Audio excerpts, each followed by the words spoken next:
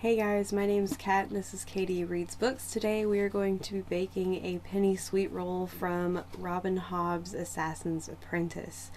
I had the idea to start doing these bookish baking videos. I haven't quite figured out what I'm going to call it yet. I've thought about the cook and book or the book and cook. I know that bookish baking might be in the roster. I don't know. I haven't quite figured out what I'm going to call it yet. But today we're making something called the Penny Sweet Loaf from Hobb's Assassin's Apprentice. So the first things that you are going to need to make this bread, because it is a yeast risen bread, you're going to need 2 cups of warm water, 2 tablespoons of sugar, a quarter cup of honey for a reason that I'm going to talk about in a minute, and then 3 teaspoons of yeast. Your 2 tablespoons of sugar and your 2 teaspoons of yeast, quarter cup of honey, and mix it all together into a measuring cup. So I used just my 4-cup glass measuring cup. Just use whatever you have around.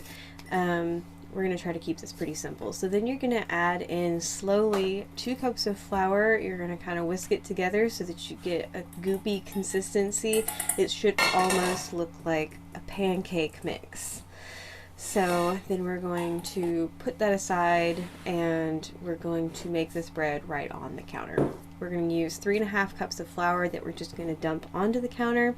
Then we're going to kind of shape it and pat it into this little volcano shape. We're going to put a little bowl in the middle and we're going to start to mix in our liquid mixture. Now this could get a little bit messy, but I promise you guys it's going to be super easy to clean up. I wanted to make this one little kind of homage to the older style of baking that would probably have been happening in the Assassin's Apprentice. So you're just going to keep adding this all together. You're going to keep mixing it. It's going to look and feel kind of like this big goopy mess for a little bit, but I promise you that eventually it will get into this form of dough that you can knead together. So you're also going to add a tablespoon of salt once you get most of your mixture in there. And then we're going to start to really knead it together and try to get this dough to start coming together. So I like to knead it first by folding in the sides and then pushing it away from me. And then once it starts to come together a little bit more, I start to use this like X shape, and then I start to shape it into these more like longer shapes of dough so that I can then knead it back down. And eventually that's going to work into a ball, which you can then shape like I'm showing you here in the video. Once you get it to come together into a ball, the way you know you're done is if you poke it and then it bounces back. So you're also going to want a container. I like this container with a lid because it makes the job easier for me. You can use any container. You can cover it with plastic wrap, you can cover it with a towel. Just make sure that you oil the container on both sides because you don't want this dough to stick to the container. I promised you guys an easy cleanup, so we're just going to wipe everything up while we wait for our dough to rise. While we're waiting on the dough to rise, I want to cut in for a quick second and say that I know a lot of people who make brilliant, beautiful breads, but I also know a lot more people who are really intimidated by making a yeast risen bread. So I just want to say that bread was a fluke before it was science, okay? So don't let things intimidate you away from trying to make bread. Most likely you will end up with something that's completely edible. And there's always ways to improve. Every time I make a bread, I look at it and I say, man, I could have done this different, or I could have done that differently.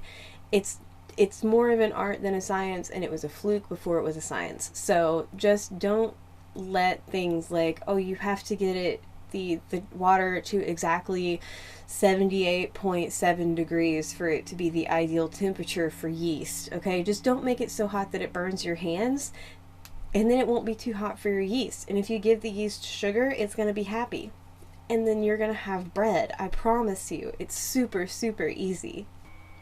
Okay, so you'll know that the bread has risen whenever it has at least doubled in size, and then you will dump it out onto your now very clean surface, pat it down, and then we're going to cut it in half. You're going to then cut those halves into thirds, and then you're going to cut those thirds in half so that you end up with 6 separate pieces of dough. I wanted to show 2 different shaping techniques here because I found several different ways that penny loaves used to be made. One of them was a round and the other one was like a classic loaf shape. So the first one we're going to shape is the round. You're just going to pat out the dough and then you're going to fold in each of the corners. And after you get those 4 corners folded in, you're going to have these other little like edges that are kind of poking out and look like new corners. So you're going to push in your new corners and you're just going to keep folding it in on itself and then pushing the dough away from you. You'll know that you're done whenever you either really can't push the dough that far anymore, or if it starts to tear. It's not a big deal. And then you're going to take the dough in between 2 hands and you're just going to press the bottom together so that you can make sure the bottom is sealed. That's very important. So while I shape the rest of these rounds, I'm just going to take a quick second and explain why we're using honey. So in the Assassin's Apprentice, there was a character named Molly, and she was in charge of keeping bees. So I felt like they would probably have a lot of honey in this society. All right, let's look at how we're going to shape the actual loaves now. So you're going to pat it out again, just like you did for the rounds. The only difference is that you're going to shape this new like square-ish piece of dough into thirds. So you're going to fold it into thirds over itself and then in thirds over itself again. Then you're going to go from the end and you're just going to push and then pull it back to you, and then you're going to push it down and you're going to pull it back to you, so that you're kind of making this little, I hate to say pig in a blanket because I know that there's going to be a lot of people overseas who maybe don't know what that is, but it's kind of like a little pig in the blanket, or like a hot dog bun, or like a regular, you know, normal loaf of bread. And then you're just going to take your hands and you're going to make sure you squeeze that seam again, just to make sure that it's nice and sealed. That's going to affect your rise. If you ever get a bad rise out of your bread, it's just as likely to be bad shaping as it is to be any other factor. So make sure that you're shaping it well. Again, you'll know that it's shaped well if you push down on the surface and then it immediately bounces back. If it stays down at all, then you don't have quite enough tension between the gluten molecules to get, or between the gluten proteins to get what you're looking for as far as the shaping is concerned. So you're going to have 6 of each of these shapes, or 12 of one shape if you just want to do, you know, like a round or a loaf, whichever is easier. You always want to grease the pan. I almost sprayed myself with oil. So you're going to grease the pan and you're going to want to place the loaves differently than you're going to place the rounds. You'll see that the rounds that I have are actually on a smaller pan because whenever they rise, they're not as apt to get in each other's way as the loaves would be, because your loaves are going to be going out front to back and out side to side. So and your rounds are just actually going to be like growing unilaterally. So then you're going to let these rise and you're going to bake them at 375 degrees Fahrenheit, 25 minutes. You want to let them rise until they're about doubled in size again. If you start to get a lot of bubbles on the top, then it's risen for too long. Go ahead and put them in the oven. So now we're going to make the glaze. We're going to use a 1/4 cup of honey and a 1/4 cup of water, so 1 to 1. You're just going to whisk it together really quick, and then I think I microwaved mine for like 90 seconds or so. 60 seconds is what I have on the video. A minute to a minute and a half. You're not really looking to do much of anything except to get it to really incorporate with itself so that you're not just dipping your buns in water. So we're doing the honey glaze so that it is a sweet loaf, and I have to tell you, these things were really, really, really, really good. My kids have not stopped bugging me to make them again since I've made these. So I thought they both looked really pretty in the honey glaze. Keep in mind that the honey glaze is hot. Don't let it get on your fingers. It really sucks whenever you do that.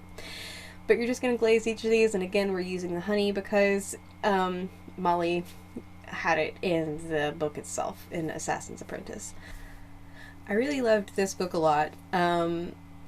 Molly, even though she was a large inspiration for this bread, obviously because I wanted to incorporate her character into the sweetness of the bread, Fitz is our main character, and he's so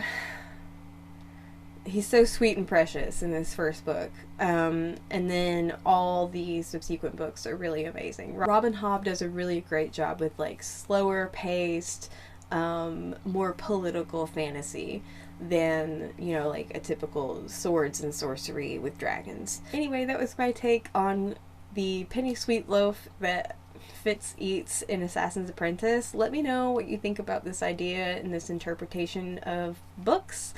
Let me know what you think about Robin Hobb or Assassin's Apprentice or any of her other work. Let me know what other fantasy recommendations that you have down in the comments below. I am on Instagram and Facebook and Twitter at Katie Reid Author. Don't forget to give this video a like if you think this is a cool idea. Don't forget to subscribe if you want to see more content like this. I also host live read-ins and write-ins on alternating Saturdays. Thank you so much for being here. I hope to see you in the next video.